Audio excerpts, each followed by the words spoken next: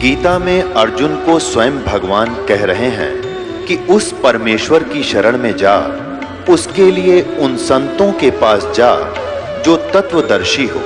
इसी प्रकार हजरत मोहम्मद को उनका अल्लाह कह रहा है कि कोई और पूर्ण परमात्मा है, उसको पाने के लिए उन तत्वदर्शी संत की तलाश कर।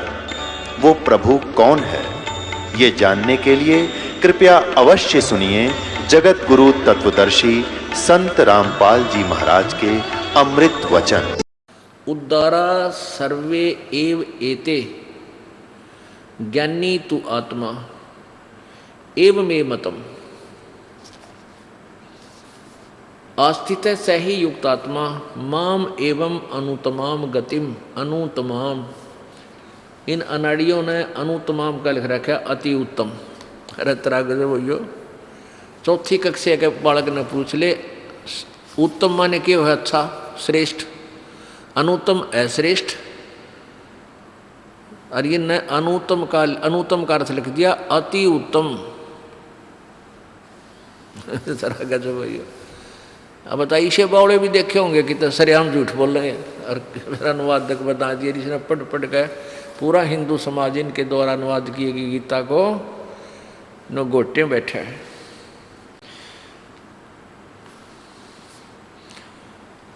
उदारा सर्वे एव एते ज्ञानी तु आत्मा एव मे मतम।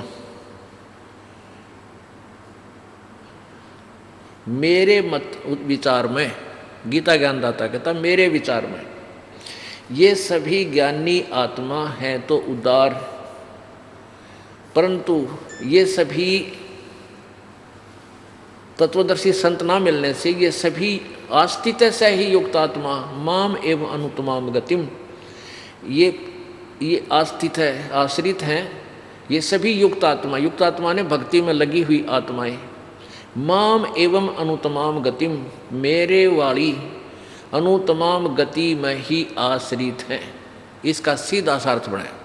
अभी इन्होंने के गपड़ चौथ कर रखिए, देखिए ये सभी उदार हैं परंतु ज्ञानी तो साक्षात मेरा स्वरूप ही है, ऐसा मेरा मत है। ये अब इसका अपना विचार का है, ये मेरा मत है, क्योंकि वह युक्त आत्मा का होता है जो किसी में लीन है, जिस भक्ति साधना में दृढ़ है, मन बुद्धि वाला ज्ञानी भक्त अनुतमाम अति उत्तम गति स्वरूप मुझ में ही अच्छी प्रकार स्थित है। अरे तरह के जो इसका सीधा सा अर्थ पड़ा है कि उदारा सर्वे एव एते ज्ञानी तु आत्मा एव मे मतम। मेरे विचार में ये सभी, सर्वे माने सभी, उदारा माने उदार, ये ज्ञानी आत्मा है, ये ज्ञानी आत्मा है तो उदार है, आस्तित से ही युक्त आत्मा माम एवं अनुतमाम गति, ये मुझ में मेरे वाली अनुतम गति में ही आश्रित हैं। ये भगवान की भक्ति में लीन आत्मा, युक्त आत्मा माने लीन आत्मा। अब देखो इसमें कमाल कर रखा है 19वें में, बहुनाम जन्मानाम अंते ज्ञानवान माम प्रपद्यते वासुदेव सर्वमिति सैमात्मा सुदुर्लभ। गीता ज्ञानदाता कहता है कि बहुनाम जन्मानाम अंते ज्ञानवान माम प्रपद्यते, बहुत जन्मों के अंत के किसी जन्म में ये ज्ञानी आत्मा मेरी तरफ दृष्टि जाती है ना, तो ब्रह्मा विष्णु महेश तक ही सीमित रहते हैं, मेरी भक्ति करने लगते हैं। और वासुदेव सर्वमिति स महात्मा सुदुर्लभ है, ये बताने वाला कि नहीं, ना ब्रह्म पूजा के योग्य है, ना ब्रह्मा विष्णु महेश की पूजा से मोक्ष है, और ना ही ये सर्वशक्तिमान है, ना समर्थ हैं। वो तो वासुदेव ही सब कुछ है। वासुदेव है सर्वम, वासुदेव ही यानी वो सर्वगतम ब्रह्म, सर्वव्यापी परमात्मा, सबका मालिक, कुल मालिक, वो पूर्ण ब्रह्म ही सब कुछ है। वही मोक्ष दाता है, वही पाप नाशक है, वही कर्मों का नाश कर सकता है, पाप कर्मों का नाश कर सकता है, पूर्ण मोक्ष दे सकता है, सर्वसृष्टि रचनहार भी वही है। ये बताने वाला महात्मा तो अर्जुन बड़ी मुश्किल तय मिलेगा। कोटों मध्य कोई नहीं रे झूमकरा, अरबों में कोई गर्क सुनो रे झूमकरा, तत्व भेद कोई ना कह रे झूमकरा, ये पैसे ऊपर नाच सुनो रे झूमकरा। अब सूक्ष्म वेद में भी यही लिखा है कि करोड़ संतों में, मार्गदर्शकों में तुझे तत्व ज्ञान बताने वाला संत नहीं मिलेगा।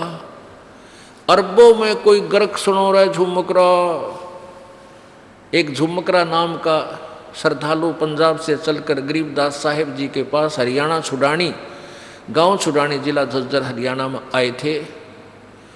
जब गरीबदास जी यहाँ सशरीर आए हुए थे और कबीर परमेश्वर की महिमा से परिचित हो चुके थे, सतलोक देख चुके थे, तो गरीबदास जी महाराज से ज्ञान सुनकर वो झुमकरा उर्फ राम राय नाम के एक पंजाब, लुधियाना के पास पंजाब में एक वासियर गांव है, वहाँ से चलकर वो सरदार जी वहाँ पहुँचे थे।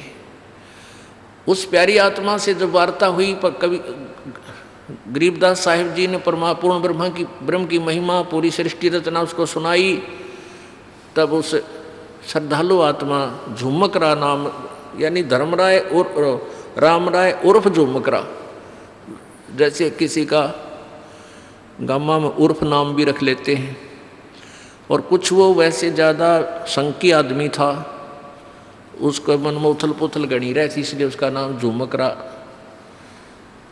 कहा। गरीबदास जी ने कहा कि उसने पूछा, हे भगवान, आज तक यो ज्ञान हमारे को किसी ने नहीं बताया, प्रभु आपने तो कमाल कर दिया, कति अंधेरा हटा दिया गरीबदास साहिब जी आपने मेरा, यो आज तक हमारे को किसी ने नहीं बताया।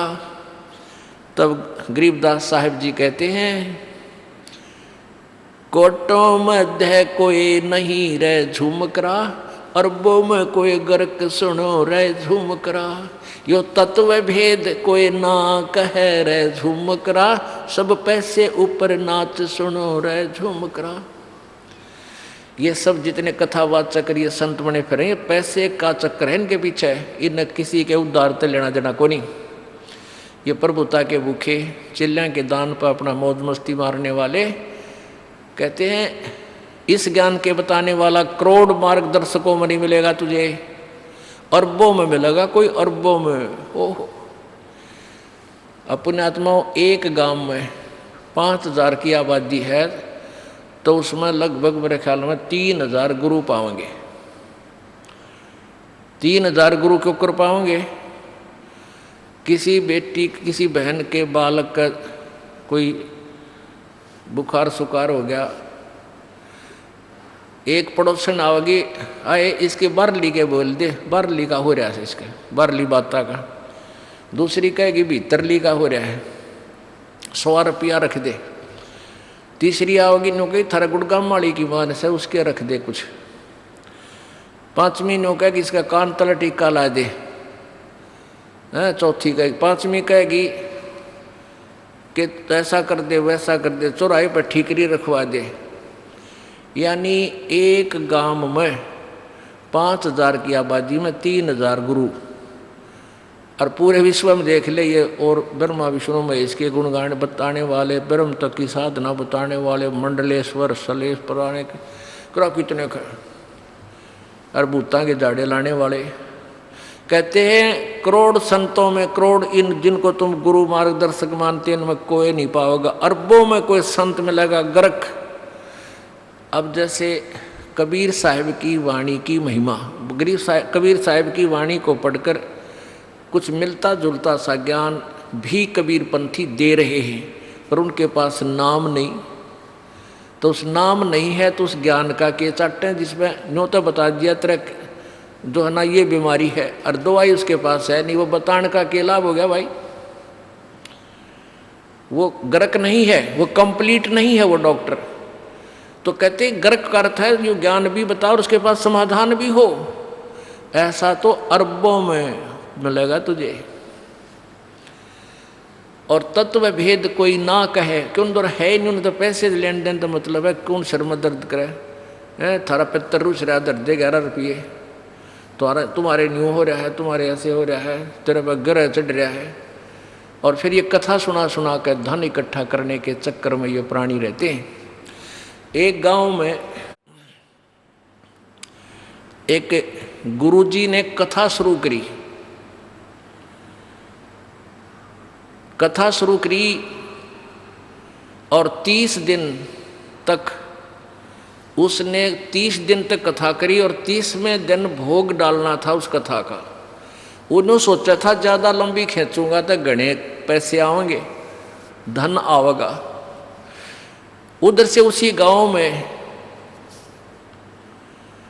कुछ शरारती लोग भी थे। अग भाई तड़के दादाजी यो ब्राह्मण गुरुजी भोग लावेगा और भाई गांव सारा इकट्ठा होकर बनमाने 2-2, 4-4, 10-10 रुपये तो चढ़ावेगा, इसके घने पैसे आ जाएंगे, तुम न्यों करो।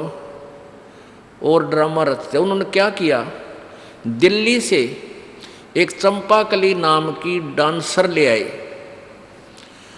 उस दिन तक कथा का भोग, उस दिन सुबह उन्हें चिमटा रोप दिया उड़ा।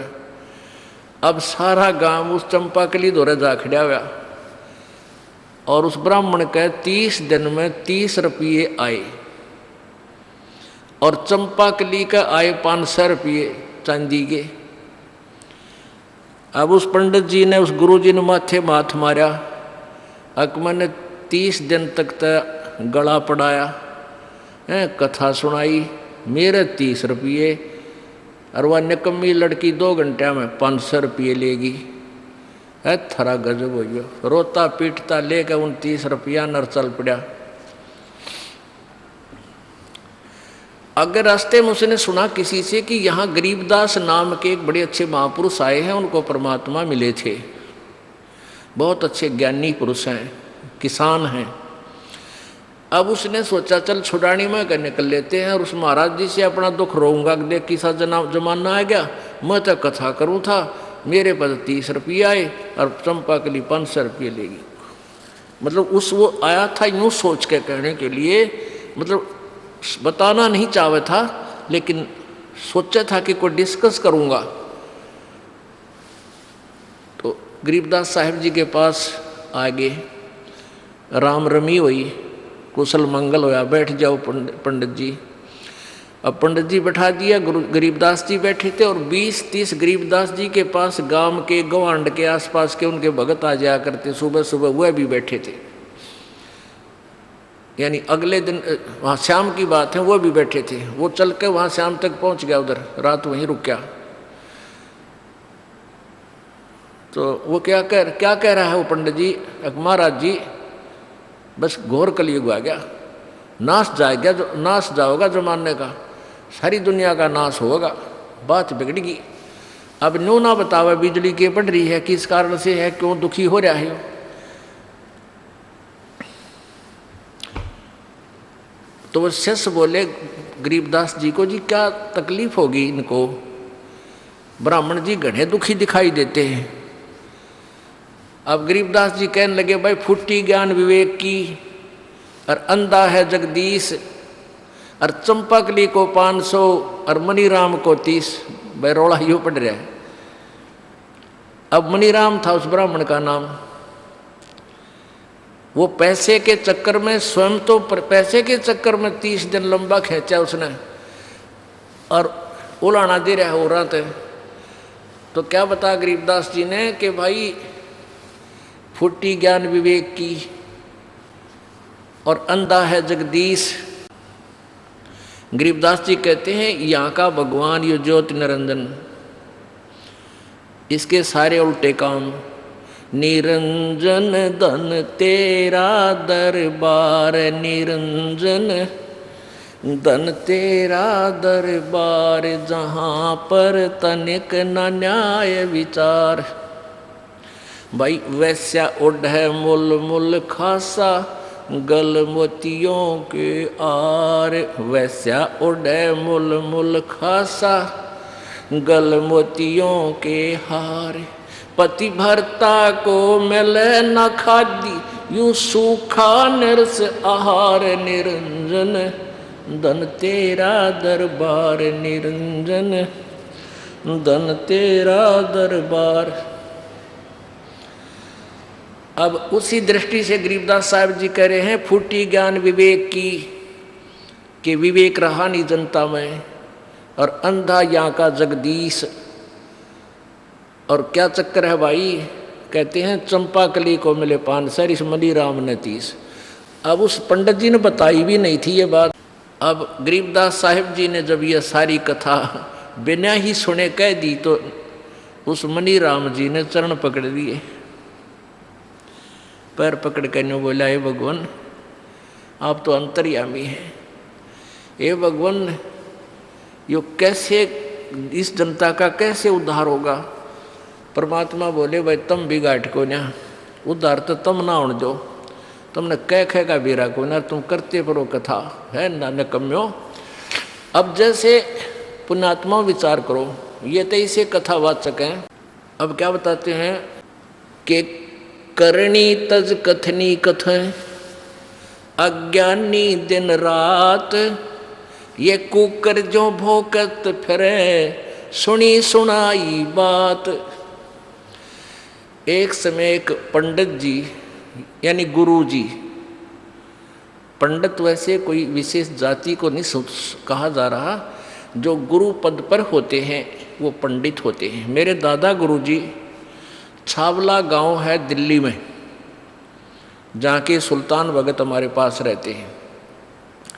उस छावला गांव के जाट थे और उनको एक संत मिल गए।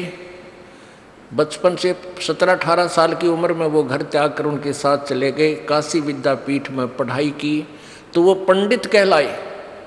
खरगोदा के पास गोपालपुर में उन पंडित चिदानंद जी उनका नाम था, और पंडित की उपाधि से वो सुशोभित थे।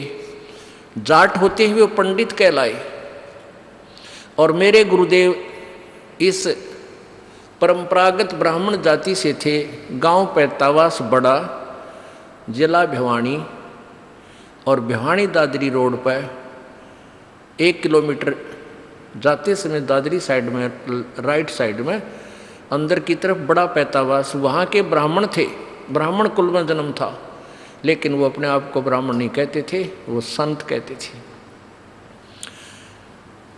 अब यहाँ पंडित की उपाधि यानी जैसे शास्त्री की उपाधि, ज्ञानी की उपाधि होती है, विशेष किसी एक शास्त्र के ज्ञाता को पंडित कह देते हैं। तो एक ऐसा कथावाचक पंडित जी यानी गुरु जी एक दिन एक उसके साथ उसका साथी शहर जा रहे थे। वो पंडित जी प्रतिदिन एक कथा कराया करता, नित्य पाठ करता था रामायण का। उस दिन उसने सोचा कि आज यदि रामायण का पाठ करूंगा तो लेट हो जाऊंगा, 4-5 किलोमीटर पैदल चल के ट्रेन पकड़नी है स्टेशन से।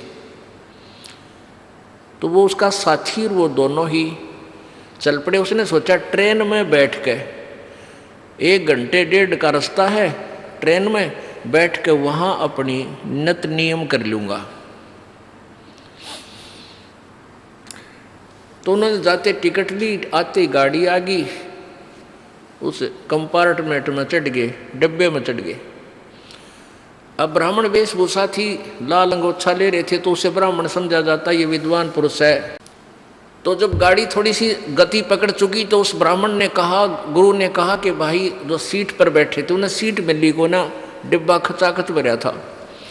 उस ब्राह्मण ने कहा सीट पर विराजमान यात्रियों से कि कृपा आप सीट छोड़ दीजिए। वो कहने लगे क्या आप रोगी हो कि नहीं, तो क्या करोगे कि मैं कुछ पाठ करता हूँ रामायण का, आज मैं जल्दी का मारा नहीं कर पाया घर पे, यहाँ बैठ के अपना भगवान का कुछ कथा पढ़ लूँगा। तो उन्होंने खाली कर दी एक पूरी सीट कि आप कथा कर, अपना नित्यनेम भी करो और हमें भी सुनाओ, कोई कथा हमें भी सुनाओ, हमारा भी टाइम पास हो जाएगा और भगवान की कथा सुन लेंगे। बड़ा सौभाग्य हुआ आप हमारे को कथावाचक मिल गए। अब पंडित जी ला गया सुनान। उस दिन क्या प्रकरण चल रहा था कि भाई हो तो ऐसा देखो, भरत ने अपने भाई की खड़ाओं को गद्दी पर रख दिया, रामचंद्र की खड़ाओं को, और राज्य नहीं किया। स्वयं जमीन को 6 इंच नीचे खोद कर वहाँ बिस्तर लगा लिया। और जब रामचंद्र जी वापस आए, उनका राज सहर्ष लौटा दिया। भाई भाई हो तो ऐसा, भाई हो तो ऐसा। अब जो सुने थे कथा, उन्होंने ताड़ी पीटी कि वाह ब्राह्मण, वाह पंडित जी, तोड़ पाड़ दिया, वाह बड़ी बढ़िया कथा सुनाई। वहाँ एक व्यक्ति बैठा था, उसी ट्रेन में एक यात्री था, उसको खोज थी एक कथावाचक की। और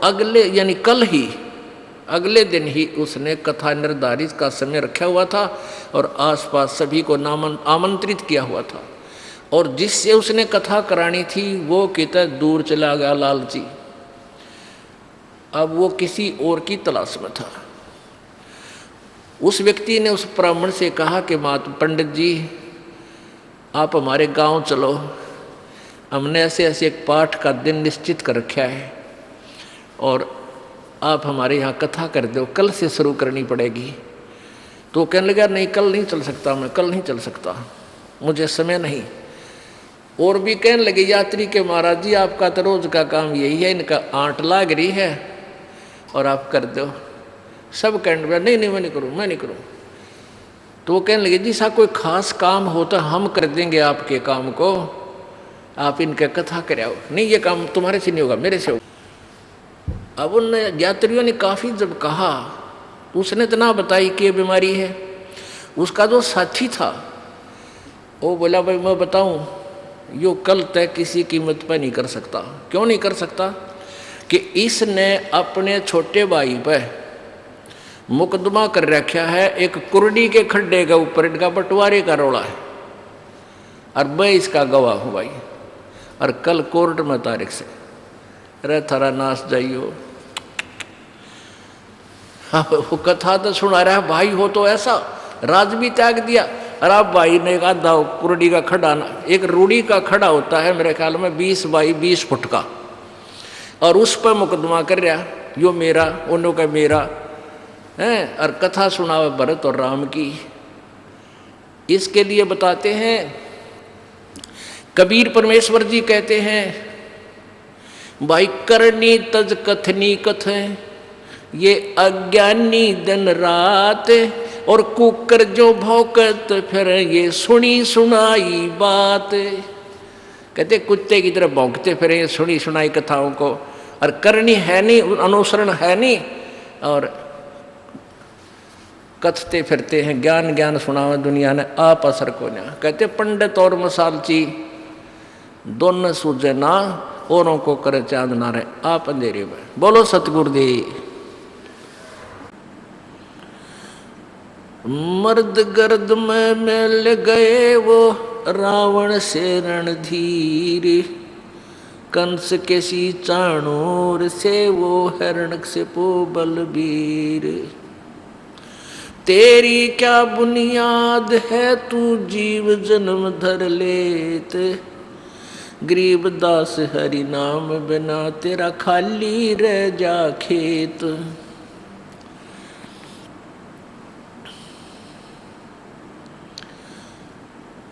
सर्व सोने की लंका होती रावण से रणधीरम, एक पलक में राज बिराजियो यम के पड़े जंजीरम। मन तू सुख के सागर बसरे भाई और न ऐसा यसरे, मन तू सुख के सागर बसरे भाई और न ऐसा यसरे। परम पिता परमात्मा पूर्ण ब्रह्म सारी सृष्टि के रचनहार कुल मालिक कबीर देव कबीर साहब, अल्लाह अकबर, अल्लाह कबीर, ये उसी परम अक्षर ब्रह्म के भाषा भिन्न नाम है। ये वो परमात्मा है जिसने सर्व ब्रह्मांडों की रचना की है। वो परमेश्वर इस कलयुग में सन 1398 संवत 1455 जेठ सुदी पूर्णमासी को सतलोक से चलकर, अपने निज धाम से चलकर, अपनी राजधानी को त्याग कर इस काल के गंदे लोक में यहाँ इस पृथ्वी के ऊपर बनारस अर्थात काशी शहर में एक कमल के फूल पर, जो लहर तारा तालाब के अंदर विकसित कमल का फूल था, वहाँ आकर के एक शिशु रूप धारण किया था। ये परमात्मा कबीर देव जी जो एक जुलाहा आगे चल के जुलाहे के रूप में प्रसिद्ध हुए, क्योंकि एक नीरू नीमा नाम के जुलाहे थे, पति पत्नी दंपति, वो निसंतान थे। परमात्मा को वहाँ बालक रूप में प्राप्त किया था कमल के फूल पर। ये कुछ पिछले परमात्मा का कोई वचन था उनके एक भक्त का, जो नीरू नीमा जो थे, ये उसके सुदर्शन नामक एक भक्त हुए हैं द्वापर युग में। तो सुदर्शन जी की प्रार्थना पर परमात्मा ने वो सुदर्शन जी के जो माता पिता अब नीरू नीमा रूप में प्रकट थे, उत्पन्न थे, उनके उद्धार के लिए वहाँ जाना पड़ा था। और वो प्रत्येक युग में आते हैं, अपना ज्ञान आप ही प्रचार करते हैं। उसी उद्देश्य से वो परमेश्वर वहाँ बनारस में प्रकट हुए, काशी में कमल के फूल पर स्वयं ही आकर विराजमान हुए थे। उनके कोई माता पिता नहीं है, ना सतगुरु जननी जने उनका मान बाप। वो पिंड ब्रह्मांड से बाहर है, जहाँ न तीनों ताप।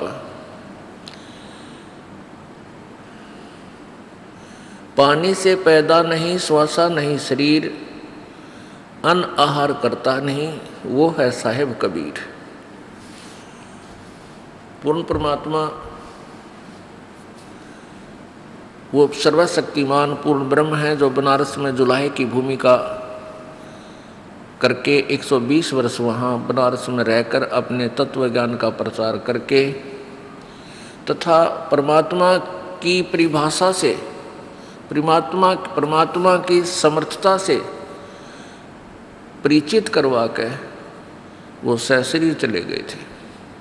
परमेश्वर कबीर जी को ना पहचान कर इन अनाड़ी अज्ञानी नकली गुरुओं और संतों ऋषि महर्षियों ने उस परमात्मा को हमारे हृदय से उतार रखा था। क्योंकि लाल एक छोटा सा पत्थर होता है, लाल हीरा जिसे बोलते हैं, उसको केवल पारखी ही परख सकता है, जौहरी फर्क सकता है, अन्य व्यक्ति नहीं परख सकता। तो उसको एक कोई कहे अनजान व्यक्ति को कि ये करोड़ रुपए का है तो नहीं यकीन हो सकता, क्योंकि उस व्यक्ति के व्यवहार में वो लाल, वो हीरा कभी आया नहीं है। और जिसने हीरे और लालों का व्यापार किया है, जिसको पता है, वो सीने से लगा लेता है, छुपा के रखता है। यही दशा कबीर परमेश्वर की है। ये पूर्ण ब्रह्म है, सर्व सुखदायी परमात्मा है। ये कबीर अंगारी बंबारी और सवर ज्योति रत धामा, ये वो कबीर परमेश्वर ही हैं। ये पूर्ण मोक्षदायक है, पाप कर्मों के का नाश करने वाले यही प्रभु हैं। लेकिन हम इनसे परिचित ना होने के कारण इसको एक सिंपल पत्थर जान के, एक साधारण व्यक्ति जानकर इनसे हम दूर हो गए।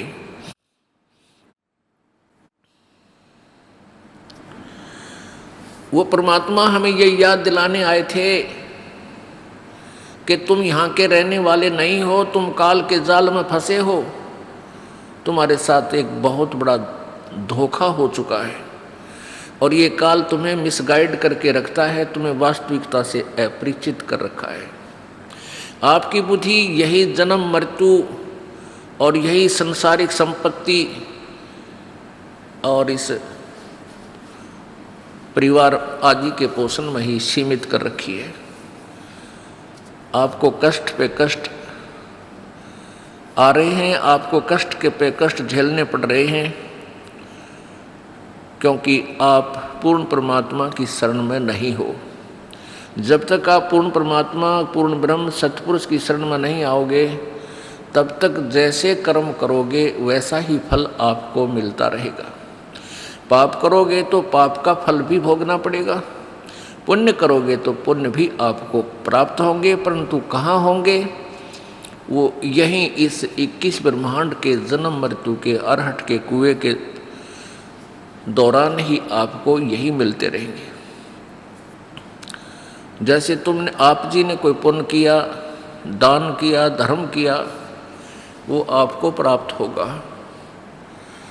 वेदों और गीता अनुसार सत साधना की तो आपको स्वर्ग, ब्रह्मलोक, जिसे महास्वर्ग भी कहते हैं, वो प्राप्त होगा।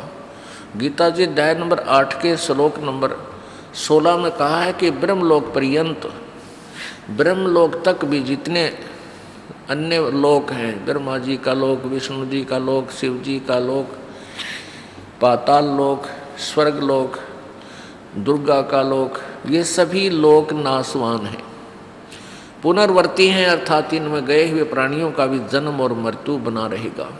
इसलिए गीता जी अध्याय नंबर 4 के श्लोक नंबर 5 और 9 में गीता ज्ञानदाता अर्थात ब्रह्म, जो ब्रह्मा विष्णु महेश जी के पिताजी हैं, ये गीता ज्ञानदाता दे रहे हैं श्री कृष्ण के शरीर में प्रेतवत प्रवेश करके। वो अपनी स्थिति बता रहा है कि अर्जुन, तेरे और मेरे बहुत जन्म हो चुके हैं, तू नहीं जानता, मैं जानता हूँ। मेरे जन्म और कर्म अलौकिक हैं। जन्म और कर्म कैसे अलौकिक हैं? ये कहता है कि मैं तुम्हारे की तरह जन्म लेकर के यहाँ नहीं आता जैसे राम और कृष्ण के रूप में। ये क्या करता है? ये काल, जैसे आपने 9 अवतार सुने, उन पुण्यात्माओं को यहाँ भेज देता मृतमंडल पर, और फिर जो भी इसने को कर्म करवाना है उनसे, उनके अंदर प्रवेश कर जाता प्रेतवत। उस सब अत्याचार को इनके द्वारा करवा के फिर उनसे अलग हो जाता है, और पाप उस आत्मा के सिर मंड देता है। तो परमात्मा हमें क्या बताना चाहते थे? दुख द्वंद उपादम जीव बंधे, समर्थ की नहीं उपासा है। दुख द्वंद उपादम जीव बंधे, समर्थ की नहीं उपासा है। नेमी धर्मी धर्म दाम फेरे कर, साध संगत को हासा है। ये नेमी धर्मी धर्म धाम फेरे कर, साध संगत को हासा है। बगनी ठगनी को लूट लिए, चीन्या नहीं निर्गुण रासा है। जल अर्ध दिया जम आन लिया, जो नहाते जल 12 मासा है। सूझे नहीं संध अबंध विद्या, पाती तोड़े नर घासा है। जम मारत है मुग्धर मोटे, चश्मों में देत धमासा है। चंचल चोर कुठर कठोर कुटिल, के पैर मुल मुल खसा है। जम नगन करे साहेब की सू, तुझे देगा बहुत तेरा सा है। दिल खोज भैया निज नाम जपो, सत कबीर पूर्ण ब्रह्म खुलासा है। कह दास गरीब ये पत्थर पटको, छोड़ दो ये बोधी आशा है। कह दास गरीब पत्थर पटको, तुम डारो त्रिगुण पासा है। दुख धुंध उपादम जीव बंधे, समर्थ की नहीं उपासा है। अब गीता जी अध्याय नंबर 4 के श्लोक नंबर 5 और 9 में ये गीता ज्ञानदाता भी कहता है, मेरी भी जन्म मृत्यु होती है अर्जुन, तेरा भी जन्म मृत्यु होता है। तो ब्रह्म के उपासक ब्रह्म लोक में जाते हैं, गीता जी अध्याय नंबर 8 के श्लोक नंबर 16 में लिखा है कि ब्रह्मलोक पर्यंत भी सभी पुनर्वर्ती में है, इनका भी वहाँ जाने के बाद वापस आगमन पृथ्वी पर होता है पुण्य अक्षीण हो जाने पर। उसके विषय में परमेश्वर कबीर जी द्वारा दिया गया वो अनमोल ज्ञान आदरणीय गरीबदास जी अपनी अमृतवाणी में किस प्रकार बताते हैं। दुख द्वंद उपादम जीव बंधे, समर्थ की नहीं उपासा है। ये नेमी धर्मी धर्म धाम फेरे कर, साध संगत को हासा है। क्या बताते हैं कि दुख द्वंद उपाद में जीव बंधे, समर्थ की नहीं उपासा है, यानी समर्थ भगवान की, सर्वशक्तिमान की ये पूजा नहीं कर रहे, इसलिए ये साधना करते हुए भी दुखी ही रहते हैं, क्योंकि किए हुए कर्म का फल ही आपको प्राप्त होता है। और जब आप पूर्ण परमात्मा कबीर जी की शरण में आ जाओगे, फिर आपके पाप कर्म प्रारब्ध के आपको भोगने नहीं पड़ेंगे। पुण्यात्माओं, अभी तक हमें ये तत्व ज्ञान प्राप्त हुआ नहीं, और लोकवेद के आधार से हमने एक का बात सुन रखी थी कि जिसे कर्म करेगा वो भोगने पड़ेंगे। और ये एक की नहीं, अभी तक सभी की यही थ्योरी थी, सभी की यही अपना अनुभव सोच था। और जो वेदों के ज्ञाता, वेदों के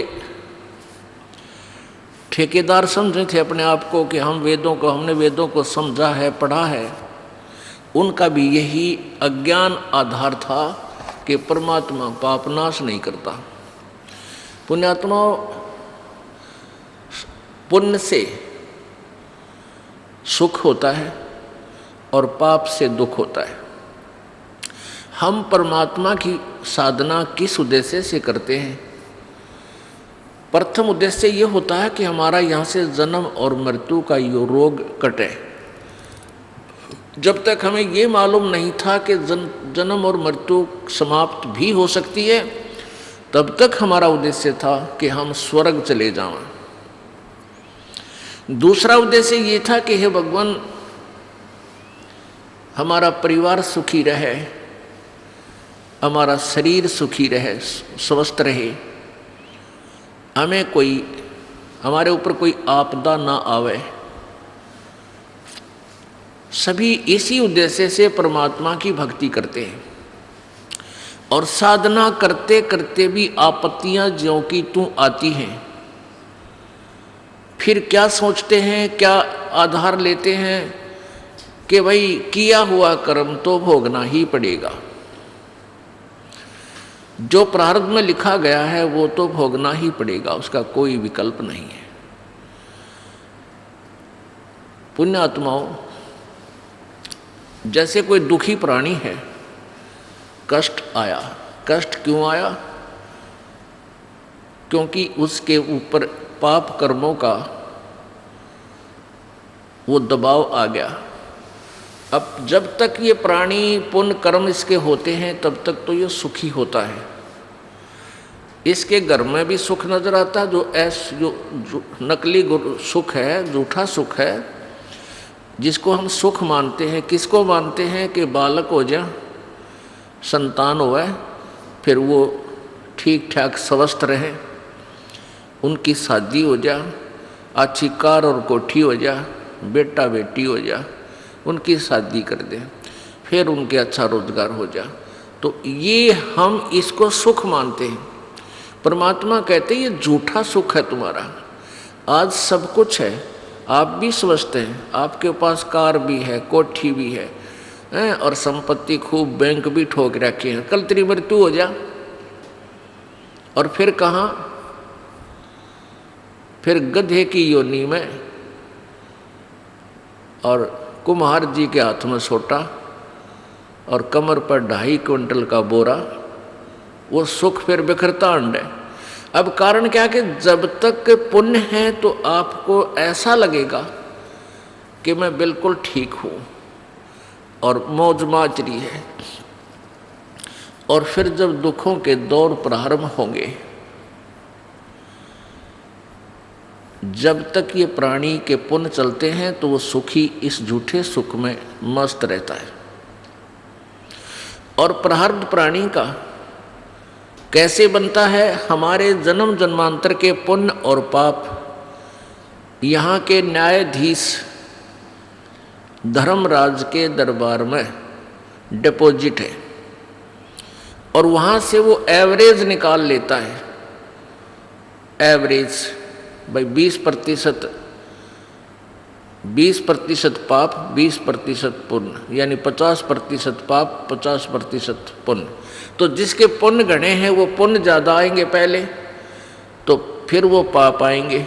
तो दोनों को मिलाकर एवरेज ले लिया, किसी का 20% पुण्य बनते हैं तो किसी के 80% पाप, क्योंकि उसके पाप ज़्यादा हैं। तो ऐसे तो जब तक जिसके पुण्य चल रहे हैं तो वो सुखी नजर आता है, और फिर पोगे पाप शुरू। तो पापों का दौर जब गेड़ा चक्कर चला, वो बुलडोजर चला और पापों का, फिर वो भाग गया भगवान की तरफ। फिर कहाँ जाते हैं? संतों के पास, क्योंकि सभी को ये पता है कि साधु संतों के पास भगवान की जड़ी होती है। वो परमात्मा से लाभ प्राप्त करने की विधि जानते हैं, तो वहाँ जाते हैं। तो जिस भी संत के पास जाते हैं वो संत जाते ही उसकी सुनकर सारी कहानी उसको जंतर मंतर बताता है। ऐसे कर ले, ऐसे कर ले, ये प्रसाद बांट दे, फलाना काम कर दे, 5 लत्ते धर दे। जब 2-4 बार वो धक्के खा लेता है और वो कहता है कि जी मुझे कोई लाभ नहीं हो रहा, फिर कहता भाई बेटा ये तो तेरे प्रारब्ध में लिखा हुआ कर्म है, तो तुझे भोगना ही पड़ेगा। फिर क्या कथा सुनाते हैं कि भाई देखो भगवान विष्णु जी को श्राप लगा था, नारद जी का श्राप बस श्री रामचंद्र रूप में जन्म लिया राजा दशरथ के घर पे।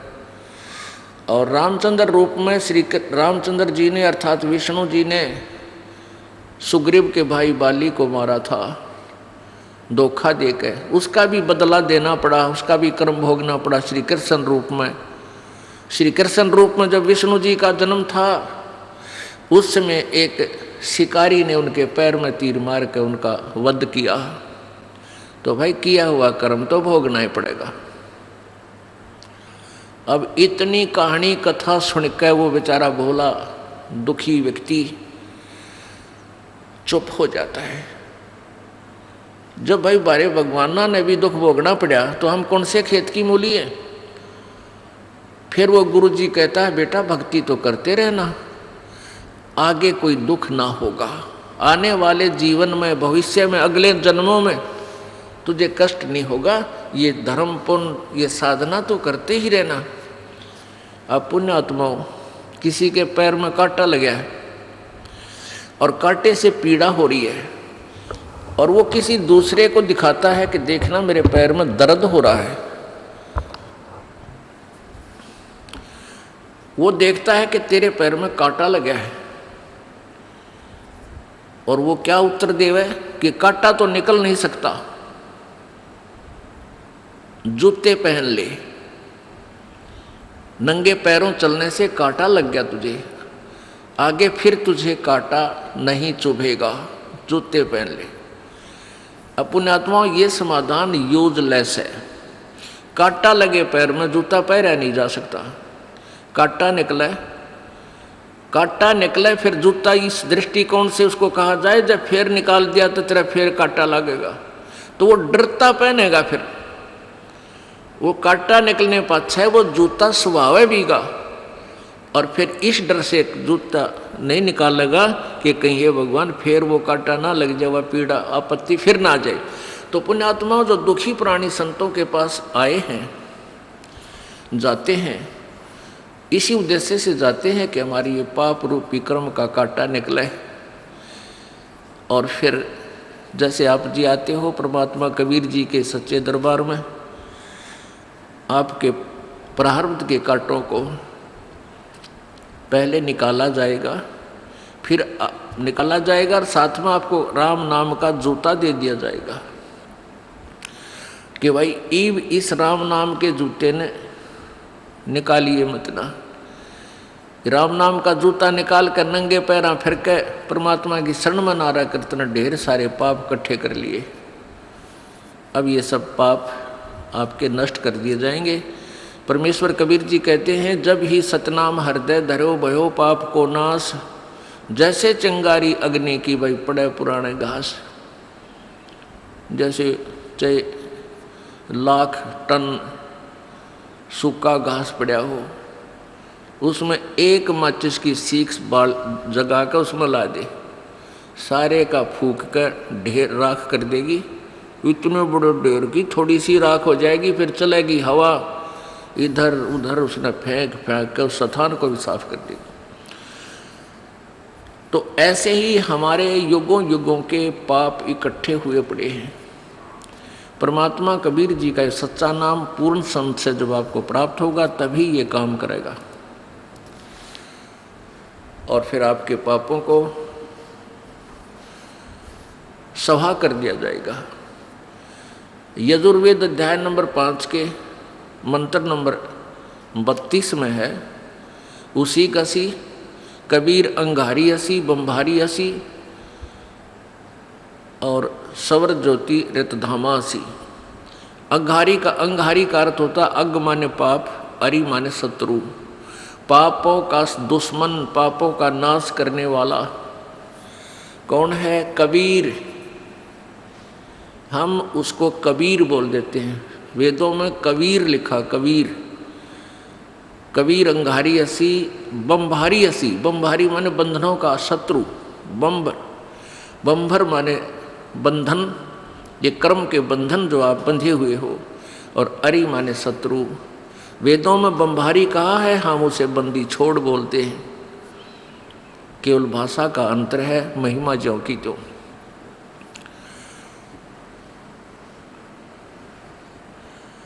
पुण्यात्माओं, जब तक हम पूर्ण परमात्मा की साधना नहीं करेंगे, हमारे ऊपर ये जन्म मृत्यु का दुख, और जन्म होगा तो ये जो आज आप जिस दौर से गुजर रहे हो, ये प्रत्येक बार होगा। बालक हुए, बचपन जन्म हुआ, फिर धीरे धीरे बड़े हुए, फिर ब्याह हो गया, फिर बच्चे हो गए, कोई मर गया, कोई जी गया, कोई रह गया, किसी की टांग कट गई, कोई अधरंग मार रहा है, किसी फिर लड़की ब्याह दी, बटे वो मर गया, या बेटी मर गई, बनते हैं लाख 2 लाख रुपये लगा के, यानी ये बेरानमाटी सदा रहेगी। और फिर आप अधरंग मार जा या कोई और समस्या आ जा, यानी 24 घंटे टेंशन। इस काल के लोक में सपने में भी टेंशन रहती है, कोई सुखी नहीं है। मान ले कोई ईव सुखी है, 1 मिनट में ना जाने के बैड इन्फॉर्मेशन आ जा, ना जाने के सुन ले, 1 मिनट में टक्कर मार कर मरना पड़े, रोना पड़े बुरी तरह। तो कहने का भाव ये है कि इससे दुख का अंत ईव हो सकता है। ये वो भक्ति युग आ गया, ये वो भक्ति युग आ गया जिसकी परमेश्वर कबीर जी ने 3 युग बाट देखी। 3 युग तक सब्र किया कि आन देश काल में देखूंगा कलयुग में, क्योंकि जब तक सतयुग त्रेता द्वापर में ये प्राणी दुखी नहीं होता, क्योंकि इसके पूर्व जन्म के पुण्य होते हैं। वो पुण्यकर्मी प्राणियों का जन्म सतयुग में, फिर त्रेता में, फिर द्वापर में, और कलयुग में आकर ये कति खाली होले हैं, इनका पल्ला पाप रह जाते हैं, पुण्य खत्म हो जाते हैं। और जो साधना कलयुग में प्रचलित है, उससे कोई भी बेनिफिट भगवान का प्राप्त नहीं हो सकता। ये नकली गुरुओं द्वारा, नकली संतों द्वारा जो साधना बताई जा रही है, इससे किसी को भी लाभ नहीं हो सकता, ईश्वरीय लाभ नहीं मिल सकता। और हमारे पिछले पुण्य है नहीं, कति खाली खोखा हो लिया, तो अब सभी दुखी हो रहे हैं। चाहे किसी के पास कार कोठी है, पर और टेंशन 100 उसके हृदय में जमा है, कोई सुखी नहीं है। और जिन संतों के पास ये जाते हैं, उनके पास वो मंत्र नहीं है जिससे इसका पाप नाश हो सके, वो समर्थ की उपासना नहीं कर रहे। तो फिर वो कहाँ आएंगे? सतलोक आश्रम, बरवाला और क्रोथा में, और यहाँ इनके पापों का नाश किया जाएगा। यहाँ वो समर्थ की उपासना है। तो परमात्मा ने इसलिए कलयुग का ये समय चुना था कि इस समय पूरे पृथ्वी पर, पूरे विश्व में कबीर परमेश्वर की उपासना होगी। पूरा विश्व हाहाकार, पूरे विश्व में हाहाकार मच रही है, ना लाज रही ना शर्म रही, एक माया माया दिखाई देती है। और इस माया से जीव सपने में भी सुखी नहीं हो सकता। ये भूल है इस प्राणी के।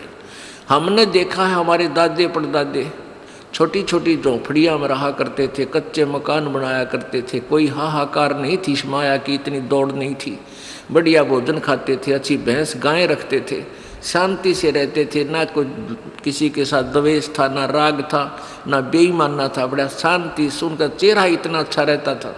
आज किसी ने देख ले, जब किसी के चेहरे पर रौनक को, सब ने एक माया माया दिखाई दी है। अब दुख हो गए, जैसे किसी संत के पास ये जाते हैं, वहाँ उनको कोई सहारा मिलता नहीं, 5, 4, 10 वर्ष श्रद्धालु उसके चिपके रहते हैं, लाभ कोई होता नहीं।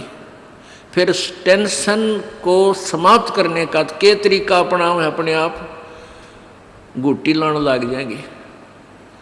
भाई टेंशन हो रही है, सिगरेट पी ली, बोला अब यहाँ आते हैं, भाई हम नाम देते हैं बीड़ी शराब मांस तम्बाकू, आपने कभी छूना नहीं है, नाम ले जाता है।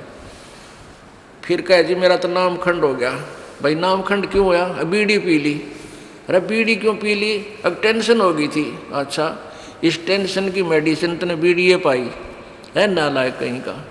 अब परमात्मा की भक्ति से या टेंशन मिटेगी?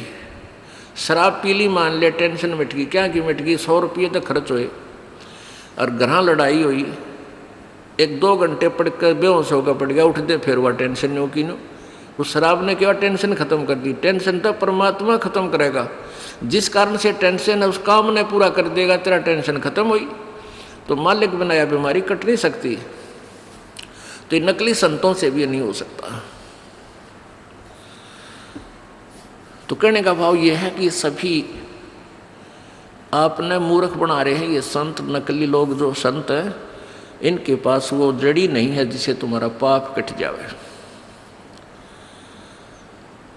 अब इन सभी का एक ही विधान था।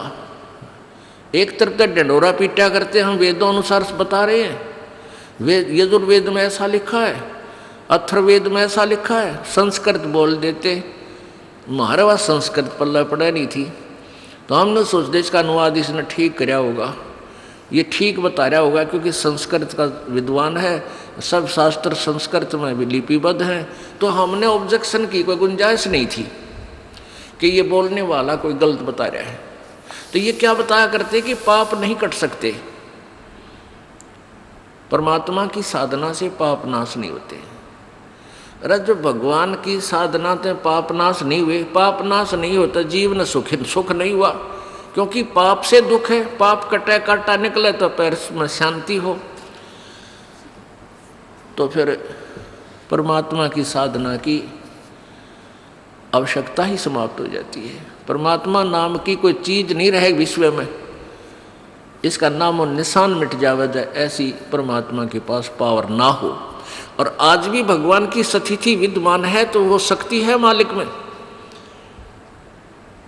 प्रत्येक प्राणी उन अज्ञानी अनाड़ी संतों ऋषियों से ये सुनकर के पाप तो भोगना ही पड़ेगा, प्रारब्ध में ये तो दुख तुझे भोगना ही पड़ेगा, फिर भी उनकी चाह मिटी नहीं, वो हारे नहीं, दूसरे संत के पास जाते हैं, तीसरे पर जाते हैं, क्योंकि उनको पता है कि परमात्मा में ये पावर है कि वो अंधे न आँख दे, रोगी न स्वस्थ कर दे, निर्धन न धनवान बना दे, और रंग को राजा बना दे, और राजा को उल्टा पटक दे। तो ये परमात्मा के अंदर गुण है, पता है उनको। उसी दृष्टिकोण से वो रुक नहीं रहे, लेकिन वो वहाँ ठिकाने पहुँच नहीं पाए जहाँ वो वस्तु है। और जब वो वस्तु वहाँ पहुँच जाएंगे तो फिर देखना आनंद कितना है। पर्वत पर्वत में फिरा कारण अपने राम, राम जैसे संत मिले भाई जिन सारे सब काम। पर्वत परमात्मा की तलाश में जहाँ भी जिसने बताया वहीं पहुँच गए। कोई की तो गुफा में महात्मा बैठा है, कि तो फुलौनी जगह बैठा है, पर्वत पर बैठा है, जंगल में बैठा है, या किसी नगर गांव में हम वहीं पहुँचे। जब तक हमें वो परम संत नहीं मिले जो परमात्मा जैसे गुणों, परमात्मा से जो गुण हमें चाहिए थे उस संत के पास मिले, तो कहते राम जैसे संत मिले।